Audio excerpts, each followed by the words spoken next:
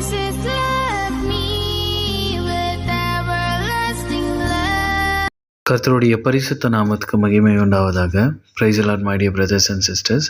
இன்னைக்கு யோவான் 11ஆம் அதிகாரம் 40ஆம் வசனத்திலிருந்து, இயேசு அவளை நோக்கி, நீ விசுவாசித்தால் தேவனுடைய மகிமையை காண்பாய் என்று நான் உனக்கு சொல்லவில்லையா என்றார். ஸோ இங்கே நம்ம பார்க்குறோம், ஆண்டவரை நாம் விசுவாசிக்கும் போது அவரோட மகிமையை நம்ம பார்க்குவோம் அப்படின்னு சொல்லிட்டு. ஸோ இங்கே ஆண்டவர் நம்மக்கிட்ட ஒவ்வொரு இடத்துலையும் ஆண்டவர் அவரை நம்பணும், அவரை விசுவாசிக்கணும் அப்படின்னு சொல்கிறாரு. ஏன்னா நம்மளோட சொந்த பலத்தினால, நம்மளோட சொந்த ஞானத்தினால ஒரு காரியத்தையும் நம்மளால் ஜெயிக்க முடியாது.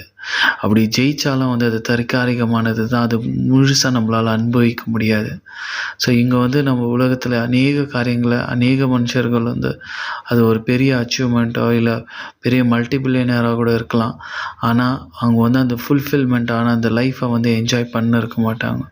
ஒரு இடத்துல இப்படி இருந்தாலும் ஜெயிச்சவர்களாக இருந்தாலும் இன்னொரு இடத்துல அவங்க வலிய வேதனையை அனுபவித்து கொண்டு இருப்பாங்க.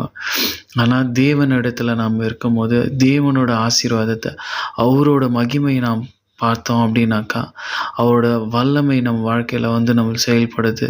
நம்ம அவரே விசுவாசித்து நடக்கும்போது அவரோட மகிமையை நாம் காண முடியும். அந்த மாதிரி ஒரு மகத்துவமான ஒரு வாழ்க்கையை நம்மளுக்கு கொடுப்பாரு. அப்பேற்பட்ட ஒரு க்ளோரியஸான ஒரு லைஃப். அது நம்ம இங்கே உலகத்துலேயே அந்த பரலோகத்தின் அனுபவத்தை நம்ம இங்கே நம்ம பெற முடியும். ஸோ இதுக்கெல்லாம் நம்ம ஆண்டவரே சார்ந்து இருக்கணும் அப்படின்னு சொல்லிட்டு ஆண்டவர் மறுபடியும் சொல்கிறாரு. எப்படின்னா, ஆண்டவரே விசுவாசிக்கணும் அப்படின்னு சொல்லிட்டு நம்ம இப்போ நம்ம ஆண்டவரோட பாதப்படியில் நம்மளை விட்டு கொடுப்போம். நம்ம ஆண்டவர் ஆகிய இயேசு கிறிஸ்துவே நம்ம விசுவாசிக்கும் போது நம்ம பெரிய அற்புதங்களை நம்ம வாழ்க்கையில் பார்க்க முடியும். முழுசாக நம்ம ஆண்டவரே நம்ம சார்ந்து இருக்கும் போது எப்பேற்பட்ட சூழ்நிலையில், எப்படி இப்போ லாசரஸ் மரித்திருந்தாலும் நாருமே அப்படின்னு சொல்லியிருந்தாலும் ஆண்டவர் திறக்க சொல்கிறாரு.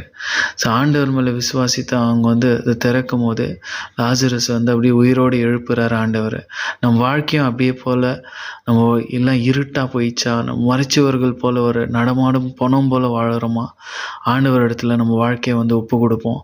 முழுசாக ஆண்டவரே நம்ம சார்ந்திருப்போம், அவரே விசுவாசிப்போம்.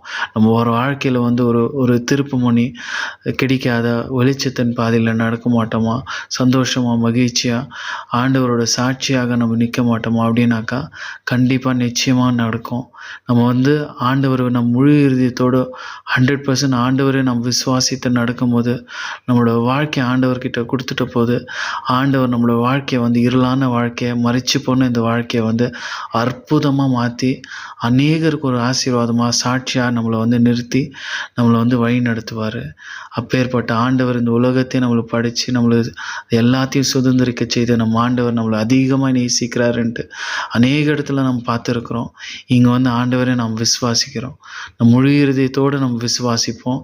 ஆண்டவரோட மகிமையை நம்ம வாழ்க்கையில் நம்ம காணலாம். அதுக்காக நம்ம எல்லாரும் ஆவி ஆத்மாவோட முழு குடும்பமாக நம்ம ஜெபித்து ஆண்டவரோட மகிமையை நாம் காணலாம்.